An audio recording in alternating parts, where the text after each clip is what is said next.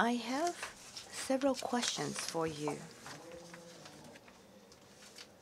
As you have mentioned in your presentation, freedom of navigation and rule of law are being sought to be enhanced in Asia, and I would like you to elaborate on that. My question is related to the reclamation of land in the West Philippine Sea by China.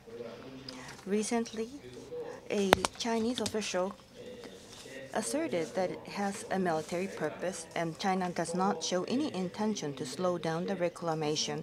How are you going to deal with this issue? Japan and the United States, what kind of expectation do you have for these two countries? The answer with the last portion of the question.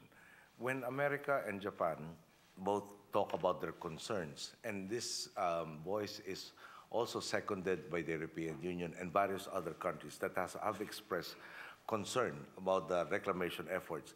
That reminds China, I believe, of its responsibility as a member of the community of nations to adhere to international law and to perhaps re-examine its objectives relative to its maintaining the goodwill of the rest of the world. So for that, we are thankful, because the opposite would have been if every country had chosen to remain silent on this particular issue. Perhaps that might have encouraged them to even accelerate the reclamation efforts going on, because they might have said, nobody seems to care, we will do what we want. Right? Now, what has the Philippines been doing? As you know, we have filed that arbitration motion. We have worked with ASEAN to, again, remind our dialogue partner that there were commitments under the Declaration of Conduct on the South China Sea entered into between China and the ASEAN. And if I may quote a relevant portion, in the dispositive portion, it states, hereby declare the following. And the fifth paragraph states, the parties undertake to exercise self-restraint in the conduct of activities that would complicate or escalate disputes and affect peace and stability, including, among others, refraining from action of inhabiting on the presently uninhabited islands, reefs, shoals, cays, and other features, and to handle their differences in a constructive manner. Now, in 2002, ASEAN and its dialogue partner, China, tried to come up with a code of conduct. They were not successful. There is this substitute of the Declaration of Conduct, which at the end says the formulation of the code of conduct is also envisioned. You have previously features that could not support life. Now they're being turned into islands. It is not far-fetched to imagine that at some point in time they may be peopled. And we are, of course, bothered by comments. For instance, the last ambassador to the Philippines was asked, do you intend to declare an ADIZ over the Spratlys and over the South China Sea? And they said that they are empowered to do so.